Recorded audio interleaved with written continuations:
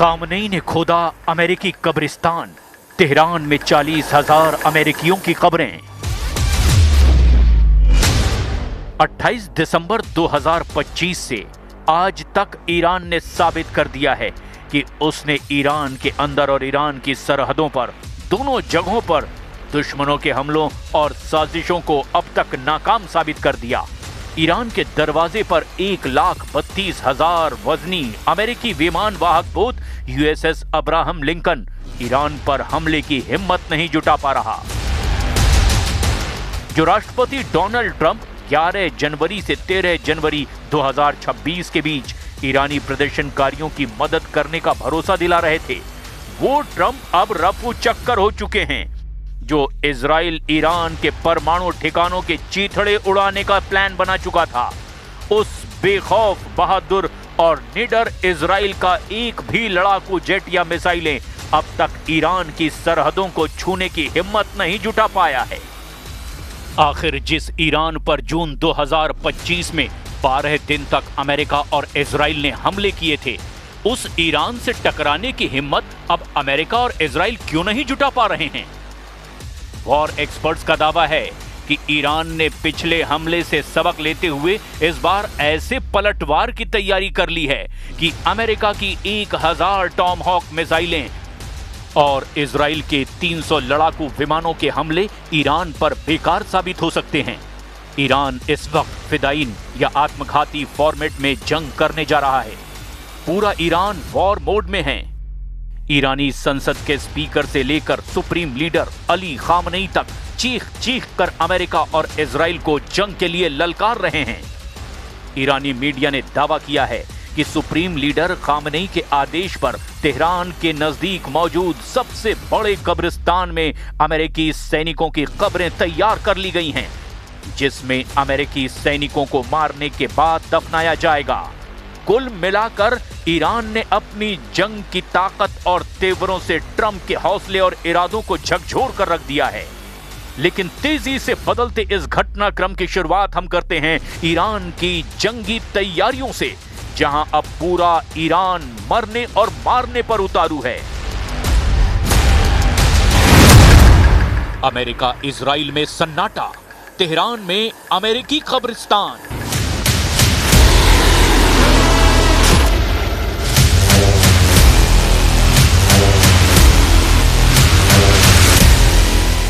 पूरी दुनिया जान चुकी है कि अमेरिका और इजराइल ईरान की मिसाइल पावर से बेहद खौफजदा हैं। जहां ट्रंप लगातार ईरान से बातचीत की रट लगाए हुए हैं, तो वहीं ईरान बार बार एक ही बात दोहरा रहा है कि हमारी 3000 मिसाइलें और हजारों ड्रोन अमेरिकी युद्धपोत अब्राहम लिंकन को अरब सागर में डुबो देंगे। 31 जनवरी से 1 फरवरी के बीच ईरान की टॉप लीडरशिप ने भी अमेरिका से आर पार की जंग का ऐलान कर दिया है। सभी कमांडरों को ईरान ने हमले की जिम्मेदारी सौंप दी है। किसी भी स्थिति में अगर ईरान के टॉप लीडरशिप अपने कमांडरों से संपर्क नहीं कर पाती, तो ऐसी स्थिति में कमांडरों को पहले से दिए गए आदेशों के तहत अमेरिका और इजरायली अड्डों पर अंधाधुंध हमले के आदेश दिए गए हैं। यानी आखिरी ईरानी सैनिक भी अमेरिका से आखिरी दम तक युद्ध करता नजर आएगा। हम आपको यह भी बताएं कि ईरान ने बाकायदा तेहरान के पास अमेरिकियों के लिए कब्रिस्तान में कब्र खोद कर तैयार कर ली है, जिससे पता चलता है कि ईरान के सुप्रीम लीडर अली खामनेई के इरादे कितने सख्त और खूंखार हो चुके हैं। ईरान के इन फैसलों से साफ हो गया है कि वो किसी भी हाल में अमेरिका के सामने झुकेगा नहीं। और अब इसी कड़ी में ईरान ने अमेरिका को लेकर एक और ऐलान कर दिया है। ईरान की सरकारी मीडिया का कहना है कि ईरान ने तेहरान के बेहश्ते ज़हरा कब्रिस्तान में अमेरिकी सैनिकों की कब्रें खुदवा दी हैं। इन कब्रों की संख्या हजारों में है। खामनेई ने ये कब्रिस्तान अमेरिका के संभावित हमले की स्थिति में अमेरिकी सैनिकों को दफनाने के लिए खुदवाया है। खुद ईरानी सरकार से जुड़ी न्यूज एजेंसी ने इसकी पुष्टि की है। शायद यही वजह है कि अमेरिका और इजराइल ईरान पर हमला करने में देरी कर रहे हैं। इजराइल के सेना प्रमुख लेफ्टिनेंट जनरल इयाल जमीर ने ईरान और अमेरिका के बीच बढ़ते तनाव को लेकर के 1 फरवरी 2026 को एक बहुत ही महत्वपूर्ण आकलन साझा किया है। इजरायली सेना प्रमुख जनरल इयाल जमीर ने दावा किया कि अमेरिका अगले 2 सप्ताह से 2 महीने के भीतर ईरान पर सैन्य हमला कर सकता है। उन्होंने स्पष्ट किया कि अगले कुछ दिनों में तत्काल हमले की संभावना कम है, लेकिन तैयारी पूरी है। जनरल इयाल जमीर का ये बयान साबित करता है कि अमेरिका और इजराइल फूंक फूंक कर कदम रख रहे हैं। حالا این آقا هم همینطور مرتباً ادعا میکنه ولی ما ناب آوردیم و چه کردیم. به نظر من ملت ایران رو از این چیزا نباید ترسوند. ملت ایران تحت تأثیر این حرفا قرار نمیگیره، از برخورد حق نمیهراسه. ما شروع کننده نیستیم. फौजी वर्दी में ईरानी सांसद, वॉर मोड में पूरा ईरान। अब आप इन तस्वीरों को देखिए जिसमें ईरानी संसद के स्पीकर मोहम्मद बाकिर कालीबाफ और सभी ईरानी सांसद फौजी वर्दी में दिखाई दे रहे हैं। ईरानी संसद में ही अमेरिका, इजराइल और यूरोपियन यूनियन के खिलाफ जमकर नारेबाजी हो रही है।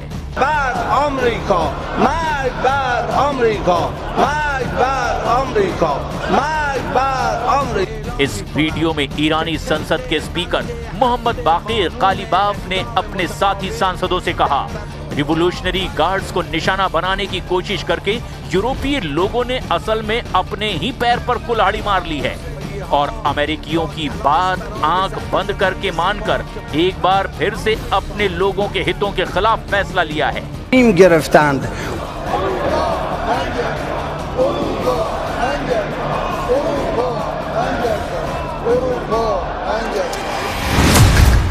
साठ अमेरिकी अड्डों पर हमले की तैयारी, खामनेई ने दिया आखिरी आदेश।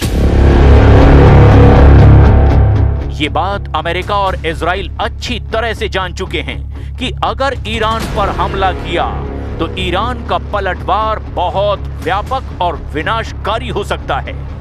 इस वक्त ईरान को रूस और चीन से सैटेलाइट और खुफिया जानकारियां मिल रही है, जबकि अरब सागर में मौजूद चीनी युद्धपोत ईरान को अमेरिकी युद्धपोत अब्राहम लिंकन की पल पल की खबरें दे रहे हैं। बंदर अब्बास जैसे ईरानी बंदरगाहों वाले इलाके पर अब 1000 से ज्यादा आत्मघाती स्पीड बोट हमले को तैयार हैं। मिसाइलें और ड्रोन भी हमले के लिए तैयार हो चुकी हैं। एक रिपोर्ट के मुताबिक मिडिल ईस्ट में अमेरिका के लगभग 40,000 से 50,000 सैनिक तैनात हैं और हाल ही में USS Abraham Lincoln aircraft carrier के आने से करीब 5,700 अतिरिक्त सैनिक इस क्षेत्र में जुड़े हैं। उस हिसाब से पश्चिम एशिया में 60,000 के करीब अमेरिकी सैनिक मौजूद हैं जो पूरी तरह से ईरानी सेना के निशाने पर आ चुके हैं। कतर में 10,000, कुवैत में 13,500, इराक में 2,500, यूएई में लगभग 5,000, सऊदी अरब में 3,000 के करीब, जॉर्डन में 3,000, सीरिया में 900 अमेरिकी सैनिक ईरानी सेना के निशाने पर हैं और इन्हीं सैनिकों की खबरें खामनेई ने अब तेहरान के पास कब्रिस्तान में खुदवा दी हैं। ईरानी सैन्य कमांडरों और अधिकारियों के बयानों के मुताबिक यदि युद्ध छिड़ता है तो उनके प्राइम टारगेट वो अड्डे होंगे जो ईरान की सीमाओं के सबसे करीब हैं। अल-उदीद एयरबेस कतर, जो कि यहां से अमेरिका के सबसे खतरनाक लड़ाकू विमान और बॉम्बर उड़ान भरते हैं, ये ईरान की बैलिस्टिक मिसाइलों का पहला निशाना हो सकता है। 5वीं फ्लीट बहरीन, ईरान अपने स्मार्ट मिसाइलों और सुसाइड ड्रोन से फारस की खाड़ी में खड़े अमेरिकी युद्धपोतों को निशाना बनाने की धमकी दे चुका है। ऐन अल असद इराक, इतिहास गवाह है कि 2020 में कासिम सुलेमानी की मौत के बाद ईरान ने सीधे इसी बेस पर मिसाइलें दागी थी। स्ट्रेट ऑफ हॉर्मुज, हालांकि ये बेस नहीं है, लेकिन ईरान इसे ब्लॉक करके अमेरिकी नेवी को सीधे चुनौती दे सकता है। अल दफरा यूएई। अपनी आधुनिक टोही प्रणालियों और निगरानी ड्रोन्स की वजह से यह भी ईरान की सूची में ऊपर है। ईरान ने हाल ही में एक वीडियो जारी किया है जिसमें उसने इन सभी ठिकानों को अपने मिसाइल रेंज में दिखाया है। अमेरिका ने इसके जवाब में अपने पैट्रियट और थार्ड मिसाइल डिफेंस सिस्टम को हाई अलर्ट पर रखा है। अब देखना यह होगा कि ऐसे हालात में क्या अमेरिका ईरान पर हमला करने की हिम्मत जुटा पाता है या नहीं।